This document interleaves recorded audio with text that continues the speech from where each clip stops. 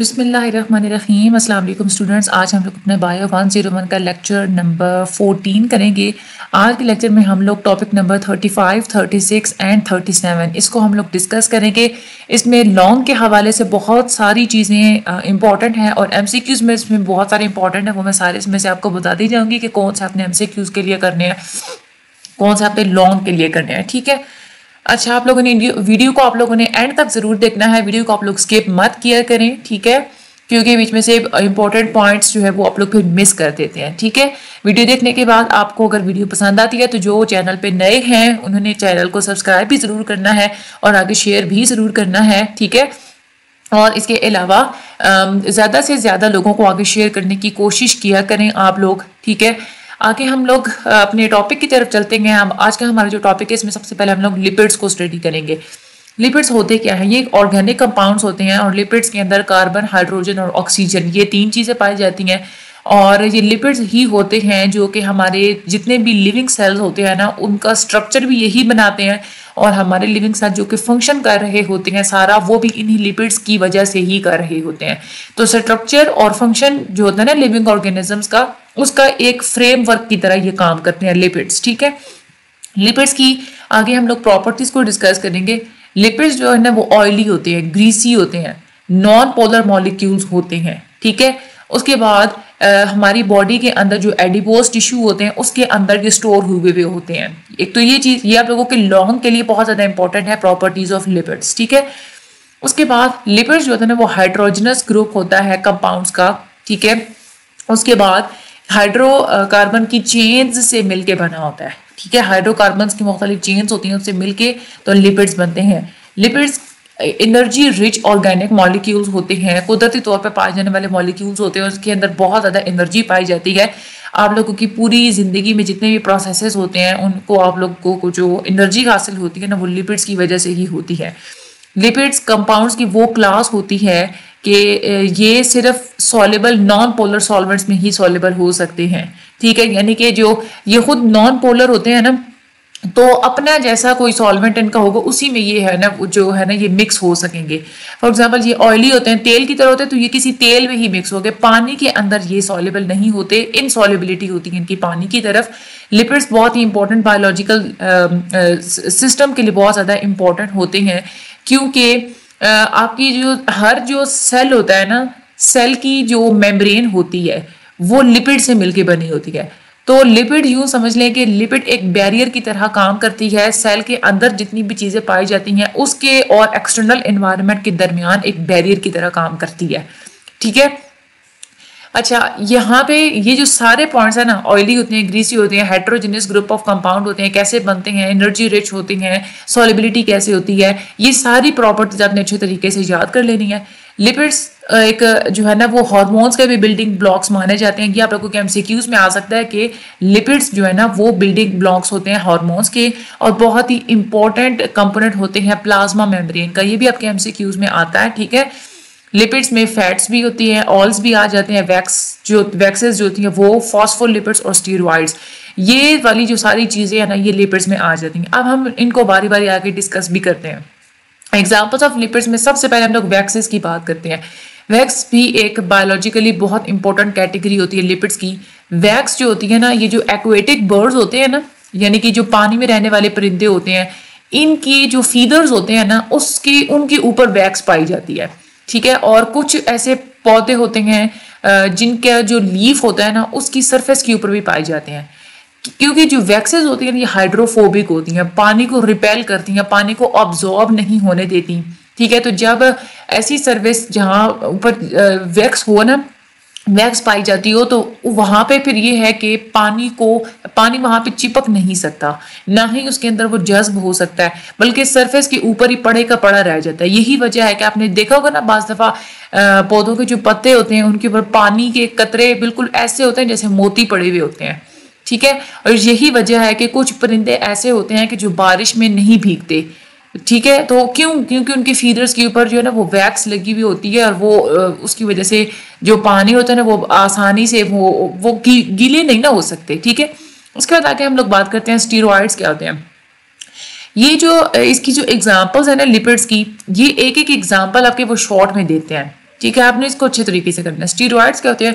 Steroids एक और बहुत इंपॉर्टेंट क्लास होते हैं लिपिड के मॉलिक्यूल्स की, और स्टीरॉयड्स का स्ट्रक्चर ऐसे होता है कि ये 4 रिंग से मिलके बना होता है। वो सारी 4 रिंग्स जो ना वो आपस में फ्यूज हुई होती है, आपस में मिली हुई होती हैं।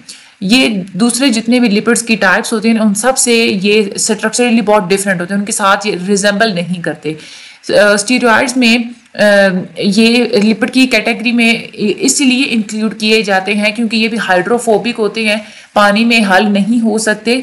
और जितने भी स्टीरॉयड्स होते हैं उनके अंदर 4 जो है ना 4 किस्म की कार्बन रिंग्स पाई जाती हैं, और बहुत सारी ऐसे भी होते हैं जिनकी रिंग के अलावा छोटी सी टेल भी होती है, यानी कि लिंक के अलावा भी एक लीनियर स्ट्रक्चर उनके साथ अटैच होता है। तो जब ऐसी अगर जहाँ पे सीन होता है ना कि जहाँ पे जो रिंग्स के अलावा वहाँ पे शॉर्ट टेल भी होती है, तो उसको हम लोग फिर कोलेस्ट्रॉल बोलते हैं वो, ठीक है। बहुत सारे ऐसे स्टीरॉयड्स होते हैं उनके साथ हाइड्रोक्सिल ग्रुप अटैच होता है, OH फंक्शनल ग्रुप अटैच होता है किसी मखसूस जगह पे, ठीक है। और इस तरह के जो स्टीरॉयड्स होते हैं उनको हम लोग जो है ना वो अल्कोहल की कैटेगरी में हम उनको जो है ना वो डाल देते हैं, और इसलिए हम उनको स्टीरोल्स कहते हैं, ठीक है। तो ये आप लोगों के MCQs में आता है कि कौन से स्टीरॉयड्स जो हैं वो अल्कोहल्स की कैटेगरी में होते हैं और उनको हम लोग स्टीरोल्स कहते हैं। तो वो जिनके साथ हाइड्रोक्सिल फंक्शनल ग्रुप अटैच होता है उनको हम लोग अल्कोहल की कैटेगरी में डालते हैं और उनको हम लोग स्टीरोल्स बोलते हैं, ठीक है। और इसके अलावा फ्यूज रिंग के अलावा शॉर्ट टेल किसके साथ पाई जाती है? वो कोलेस्ट्रॉल के साथ पाई जाती है। तो ये भी बहुत ही एक इंपॉर्टेंट यहाँ से आपके ये 2 MCQs हैं। आगे हम लोग चलते हैं, कोलेस्ट्रॉल की बात करते हैं। सबसे ज़्यादा जो कॉमन स्टीरॉयड होता है ना वो कोलेस्ट्रॉल होता है, और ये आपका जिगर बनाता है। ये जिगर के अंदर ये बनता है और ये प्रीकर्सर की तरह काम करता है, यानी कि वो हार्मोन्स जो कि स्टीरॉयड से बनने होते हैं ना उनके लिए कोलेस्ट्रॉल ही प्रीकर्सर की तरह काम करता है। कोलेस्ट्रॉल ही होता है जो कि स्टीरॉयड प्रोवाइड करता है, फिर हार्मोन्स बनते हैं, ठीक है। कोलेस्ट्रॉल एक स्टार्टिंग मटेरियल की तरह भी काम करता है। आप लोगों की बॉडी के अंदर जितने भी इंपॉर्टेंट मॉलिक्यूल्स होते हैं उनके बनने के लिए कोलेस्ट्रॉल एक स्टार्टिंग मटेरियल की तरह काम करता है, जैसे विटामिन डी है। उसके बाद बाइल एसिड्स, यानी कि ये जो पित्ता होता है ना, गॉल ब्लैडर जो होता है, वो जो एक एसिड रिलीज करता है ना चीज़ों को डाइजेस्ट करने के लिए और फैट्स को एब्जॉर्व करने के लिए, चिकनाई को जो है वो हजम करने के लिए, इन सारी चीज़ों को ये जो होता है ना विटामिन डी और जो बाइल एसिड्स बनते हैं इसके लिए भी कोलेस्ट्रॉल ही काम करता है। कोलेस्ट्रॉल ही होता है जो इन चीज़ों को बनाता है। ये सबसे ज़्यादा एक इंपॉर्टेंट कंपोनेंट भी होते हैं सेल मेम्ब्रेन का, और क्योंकि जो ये कोलेस्ट्रॉल ही होता है जो सेल की फ्लूइडिटी को गाढ़ा पतला करना, ये उसको जो है वो चेंज करते रहते हैं, और जो सेल के अंदर जो मुख्तलिफ डायनामिक्स और जो मुख्तलिफ चीज़ें होती हैं उनको भी ये चेंज करता रहता है। कोलेस्ट्रॉल आपके ब्लड के अंदर भी पाया जाता है। यही वजह आप लोगों ने सुना होगा ना कि कहते हैं ना कि इसका कोलेस्ट्रॉल लेवल बढ़ गया ब्लड के अंदर, तो यही वजह होती है, ये कोलेस्ट्रॉल आपके ब्लड के अंदर पाया जाता है। जो कोलेस्ट्रॉल होता है ना उसका आपके ब्लड के ऊपर 2 तरह से ये अफेक्ट करता है। पॉजिटिव अफेक्ट भी होता है और नेगेटिव अफेक्ट भी होता है आपके कार्डियोवास्कुलर हेल्थ के ऊपर, आपकी दिल की जो सेहत होती है ना उसके ऊपर, ठीक है। तो ये हम लोगों ने बात की कोलेस्ट्रॉल्स की, ये भी आप लोगों को समझ में आ गई कि बहुत ही मजे के टॉपिक है। वैसे आगे हम लोग बात करते हैं टॉपिक 36 में सैचुरेटेड और अनसैचुरेटेड फैटी एसिड्स की हम लोग बात करेंगे। फैटी एसिड जो चेन होती है, यानी कि जो चिकनाई वाले जो जितनी भी आपके अंदर चीजें पाई जाती हैं उनको हम लोग फैटी एसिड्स कहते हैं। फैटी एसिड की जो चेन होती है ना उस पूरी चेन के अंदर जितने भी कार्बन हैं, ठीक है, उन सब के दरमियान अगर सिंगल बॉन्ड होगा तो फिर वो फैटी एसिड क्या होगा? सैचुरेटेड फैटी एसिड होगा। समझ में आ गई आप लोगों को? Carbon atoms between the neighbouring carbons in the hydrocarbon chain, hydrocarbon chain के अंदर यानी कि कार्बन हाइड्रोजन की ये जो चेन होती है उनकी सब की आपस में अगर तो सिंगल बॉन्डिंग होगी तो फिर हम लोग क्या कहेंगे कि वो सैचुरेटेड फैटी एसिड होते हैं। सैचुरेटिव फैटी एसिड्स को सैचुरेटेड इसलिए कहा जाता है क्योंकि उसमें हाइड्रोजन बहुत ज़्यादा होते हैं। जाहिर सी बात है सिंगल बॉन्ड होता है ना। अब एक अगर कार्बन है, कार्बन को हमें पता है कि वहाँ उसके साथ जो है ना वो 4 बॉन्ड वो बनाता होता है, ठीक है। तो अगर सिंगल बॉन्ड है तो वो क्या करेगा? लेफ्ट साइड पे भी दूसरे कार्बन के साथ बॉन्ड बनाएगा, राइट साइड पे भी दूसरे कार्बन के साथ बॉन्ड बनाएगा, लेकिन अपर और लोअर में 2 हाइड्रोजन के साथ बॉन्ड बनाएगा। ऐसा ही करेगा ना, यानी कि एक जो कार्बन होगा वो क्या करेगा? वो 2 हाइड्रोजन के साथ वो बॉन्ड बनाएगा हर कार्बन। इसलिए इसमें हाइड्रोजन ज्यादा पाए जाते हैं, जिसकी वजह से हम लोग क्या कहते हैं कि ये क्या होता है? सैचुरेटेड फैटी एसिड्स होते हैं। इसमें जो हाइड्रोजन के जो एटम्स इसके साथ अटैच होते हैं ना attach to the carbon second वो मैक्सिमम होते हैं, यानी कि बहुत ज्यादा होते हैं। अच्छा, ये तो हम लोगों ने ये बात की अगर सिंगल बॉन्ड्स होंगे ना सारे कार्बन की चेन के दरमियान तो फिर तो वो सैचुरेटेड होगा, लेकिन जहां पे हाइड्रोकार्बन की चेन के अंदर डबल बॉन्ड होगा, चाहे एक हो, चाहे दो हो, चाहे तीन हो, जितने भी हो, एटलीस्ट कोई एक ना एक अगर पूरी चेन के अंदर डबल बॉन्ड पाया गया तो हम कहेंगे कि वो फैटी एसिड क्या है, अनसैचुरेटेड फैटी एसिड है। जो सैचुरेटेड फैटी एसिड्स होते हैं ना उनके दरमियान क्या होता है कि सिंगल सिंगल बॉन्ड होता है, वो क्या करते हैं, वो जो सैचुरेटेड फैटी एसिड्स होते हैं ना वो जम जाते हैं रूम टेम्परेचर पे। जैसे घी है ना वो सैचुरेटेड फैटी एसिड में आता है, मक्खन है वो जमने वाली चीज है, तो ये जो चीजें जमने वाली होती है ना ये सैचुरेटेड फैटी एसिड में आती हैं। लेकिन अनसैचुरेटेड फैटी एसिड्स होते हैं ना वो ऑयली होते हैं, ये जैसे जैतून का तेल हो गया ये नहीं जमता, ठीक है, ऑलिव ऑयल हो गया, उसके बाद कोकोनट ऑयल तो आपने देखा है ना वो तो जम जाता है, वो भी क्या है वो सैचुरेटेड फैटी एसिड में आता है। लेकिन इस तरह ये पाम ऑलिव ऑयल हो गया वो भी नहीं जमता, ठीक है, सरसों का तेल वो भी नहीं जमता, ये सारे अनसैचुरेटेड फैटी एसिड होते हैं। ज्यादातर जो अनसैचुरेटेड फैट्स होते हैं ना ये लिक्विड होते हैं रूम टेम्परेचर पे, इसको हम लोग ऑयल्स बोलते हैं यानी कि तेल बोलते हैं। अगर एक डबल बॉन्ड पाया जाए पूरे मॉलिक्यूल के अंदर तो हम लोग कहेंगे कि ये मोनो अनसैचुरेटेड फैट है। जैसे ऑलिव ऑयल है ना उसमें सिर्फ एक ही डबल बॉन्ड होता है, जो जैतून का तेल होता है वो मोनो अनसैचुरेटेड फैट होता है। लेकिन अगर एक से ज्यादा अगर डबल बॉन्ड पाए जाए तो हम लोग फिर कहेंगे कि पॉली अनसैचुरेटेड फैट है। ये कैनोला ऑयल जो होता है ना उसमें ज्यादा डबल बॉन्ड्स पाए जाते हैं तो वो पॉली अनसैचुरेटेड फैट में आता है। ये आप लोगों ने एग्जांपल्स अच्छे तरीके से याद रखनी है, ये आप लोगों के एमसीक्यूज में आती हैं। उसके बाद जो सैचुरेटेड फैटी एसिड्स होते हैं ना वो रूम टेम्परेचर पे सॉलिड हो जाते हैं, आपस में टाइटली एक दूसरे के साथ पैक हो जाते हैं। जैसे जानवरों की चर्बी होती है वो देखें उसके अंदर स्टीयरिक एसिड पाया जाता है, स्टीयरिक एसिड जो है ना वो सैचुरेटेड फैटी एसिड में आता है, ठीक है, सिंगल बॉन्ड्स होते हैं सारे। उसके बाद ये जो गोश्त होता है ना उसके अंदर पामेटिक एसिड पाया जाता है, पामेटिक एसिड भी सैचुरेटेड फैटी एसिड होता है, ये भी जम जाता है। उसके बाद जो मक्खन होता है उसके अंदर ब्यूटारिक एसिड पाया जाता है, ब्यूटारिक एसिड भी सैचुरेटेड फैटी एसिड होता है। इसके अंदर फैट्स होती है, चर्बी होती है, तो ये भी ये सारी एग्जांपल्स होती हैं सैचुरेटेड फैटी एसिड्स की, ठीक है। स्टीयरिक एसिड, पामेटिक एसिड और ब्यूटारिक एसिड ये तीनों कौन से होते हैं, ये सैचुरेटेड फैटी एसिड्स होते हैं। आगे ये जो डिफरेंस है ना ये बहुत ज्यादा इंपॉर्टेंट है, ये आप लोगों के लॉग में बहुत ज्यादा आता है कि सैचुरेटेड फैट्स और अनसैचुरेटेड फैट्स के दरमियान आप लोग डिफरेंस बताएं। तो ये जो सारा टेबल है आप लोगों ने इसका अच्छे तरीके से रट्टा मार लेना है। रट्टा तो खैर मारने की जरूरत नहीं पड़ेगी, अभी मैं आप लोगों को पढ़ाऊंगी, सारा आप लोगों को याद हो जाएगा। आपने फिर क्या करना है कि पेपर में अगर क्वेश्चन आया तो बिल्कुल सेम ऐसा ही आप लोगों ने टेबल बना के वहां पे आप लोगों ने सॉल्व करना है। मैं आपको आज एक टिप बता रही हूँ कि जब भी डिफरेंस वाला कोई क्वेश्चन आता है ना आपके पेपर में आप लोग हमेशा उसको टेबल की फॉर्म में किया करें, ठीक है, वो उसका बहुत अच्छा इंप्रेशन पड़ता है इंस्ट्रक्टर के ऊपर। आपके डिफरेंस वाले क्वेश्चन में पूरे के पूरे फुल मार्क्स पक्के होते हैं अगर आप लोग टेबल की फॉर्म में चीज बताते हैं तो, ठीक है। अच्छा, सबसे पहले हम लोग बात करते हैं सैचुरेटेड फैट्स के अंदर क्या होता है, सिंगल बॉन्ड होता है, लेकिन अनसैचुरेटेड फैट्स के अंदर एटलीस्ट एक ना एक डबल बॉन्ड जरूर होता है, ठीक है। उसके बाद जो सैचुरेटेड फैट्स होते हैं ना वो उसमें क्या होता है कि उनके अंदर वो बहुत ज्यादा हाई कैलोरिक होते हैं, बहुत ज्यादा हाई कैलोरीज होती हैं उनके अंदर, तो इसलिए हम लोग कहते हैं कि एक दिन के अंदर आप लोग टोटल जितनी भी कैलोरीज लेते हैं ना उसमें 10% से ज्यादा कैलोरीज आपने सैचुरेटेड फैट्स की नहीं लेनी। लेकिन अनसैचुरेटेड फैट्स जो है ना वो उसकी आप लोग 30% तक कैलोरीज ले सकते हैं एक दिन के अंदर, लेकिन 30% से ज्यादा आप लोगों ने कैलोरीज नहीं लेनी, ठीक है। सैचुरेटेड फैट्स जो होती हैं अगर आप लोग इसको बहुत ज्यादा यूज करते हैं तो आपको दिल की बीमारियां होती हैं, जैसे चिकनाई वाली चीजें, चर्बी हो गई, ये घी वगैरह हो गया, ये सारी चीजें, और मक्खन वगैरह वो भी मना होता है ना ये दिल की बीमारियों में। अनसैचुरेटेड फैट्स जो होते हैं ना ये कंजम्पशन करने के लिए बहुत अच्छे होते हैं, खाने में बहुत ज्यादा अच्छे होते हैं, लेकिन अगर ये भी आप लोग बहुत ज्यादा यूज करेंगे तो आपका कोलेस्ट्रॉल बढ़ सकता है, ठीक है। उसके बाद जो सैचुरेटेड फैट्स होते हैं ना ये आपका लो डेंसिटी लाइपोप्रोटीन्स एलडीएल जिसको हम लोग बैड कोलेस्ट्रॉल भी कहते हैं, ये उसको बढ़ा देते हैं। अगर ये बढ़ जाता है ना आपके ब्लड के ऊपर तो आप लोगों को बहुत मुख्तलिफ किस्म की बीमारियां होती हैं, दिल की बीमारियां भी आपको बन सकती हैं, ठीक है।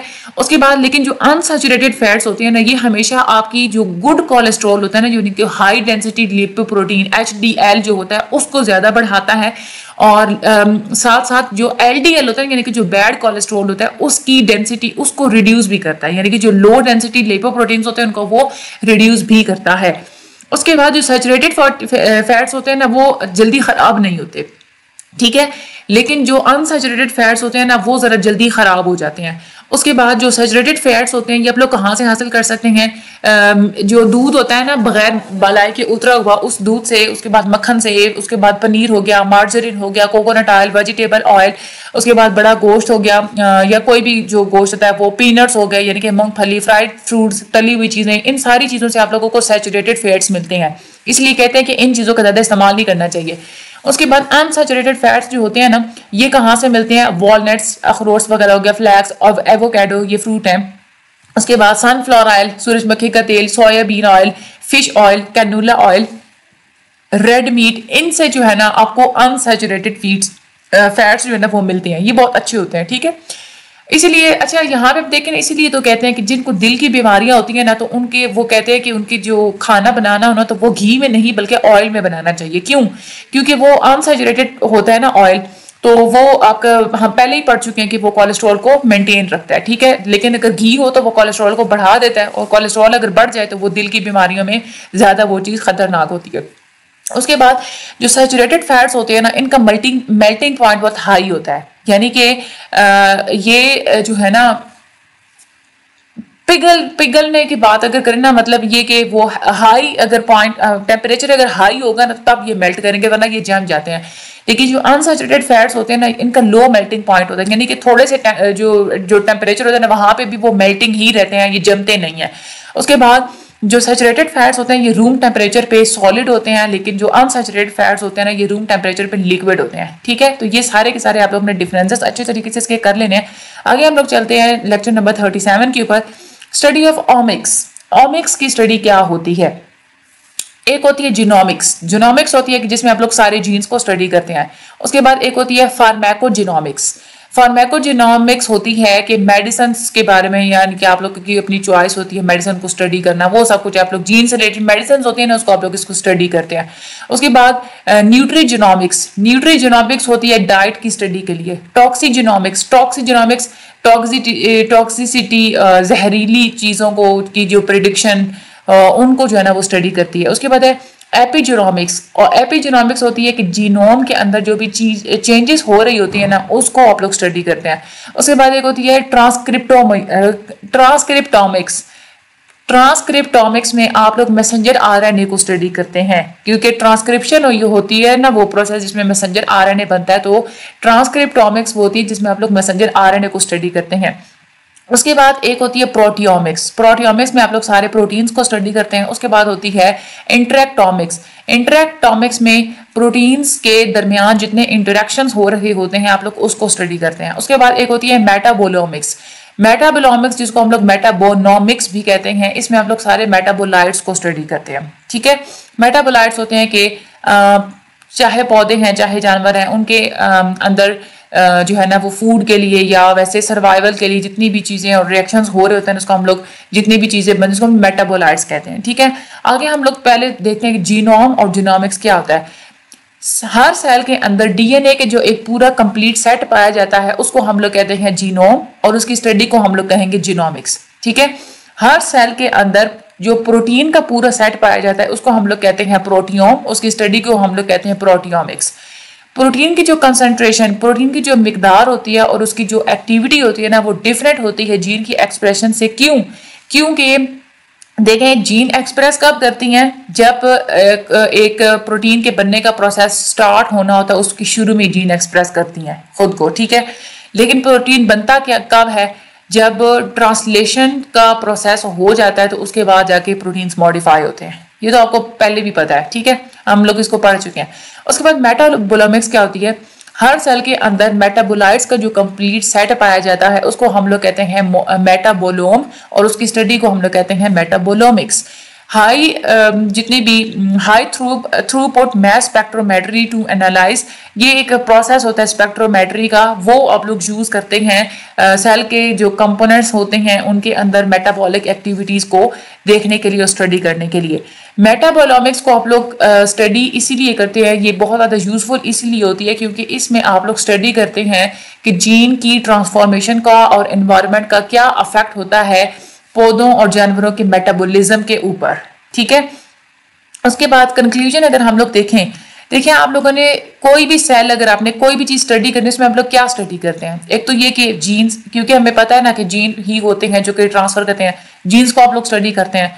उसके बाद प्रोटीन्स को आपने स्टडी करना होता है, क्योंकि प्रोटीन्स ही होते हैं जब कोई भी चीज, कोई भी सेल बनना होता है तो आप लोगों को पता है कि प्रोटीन्स बनने होते हैं, प्रोटीन की स्टडी। उसके बाद मेटाबोलाइट्स की स्टडी, ठीक है, यानी कि इंसान के अंदर लाइफ के लिए जितनी भी चीजें नेसेसरी होते हैं, उनकी जितने भी रिएक्शंस होते हैं, आप लोग वो मेटाबोलॉमिक्स में आप लोग स्टडी करेंगे। तो टोटल अगर देखा जाए तो अगर आप लोगों ने सेल को ओवरऑल स्टडी करना है तो जीनोमिक्स, प्रोटियोमिक्स और मेटाबोलॉमिक्स, ये तीनों ही आपको पूरा एक होलिस्टिक व्यू दे देते हैं सेल का, ठीक है। जीनोमिक्स, प्रोटियोमिक्स और मेटाबोलॉमिक्स, अगर इनको आप तीन चीजें अगर आप लोग ये स्टडी कर लेना और आप लोग उस सारी स्टडी को आपस में जोड़ लें तो एक सेल का पूरा एक होलिस्टिक व्यू आपके सामने आ जाएगा। ठीक हो गया। ये था आज का हमारा लेक्चर नंबर 14, टॉपिक नंबर 37 तक हमने किया है। इंशाल्लाह लेक्चर नंबर 15 हम लोग आगे टॉपिक नंबर 38 से कंटिन्यू करेंगे। चैनल को सब्सक्राइब कर दीजिए, आगे आप लोग शेयर भी जरूर कीजिएगा। अल्लाह ताला आप सब लोगों को ढेरों खुशियों से नवाजे, इस जहान में भी अगले जहान में भी। अल्लाह ताला हम सब लोगों के ईमान में तकवीयत अता फरमाए। मुझे अपनी दुआ में हमेशा याद रखिएगा। Thank you so much and Allah Hafiz.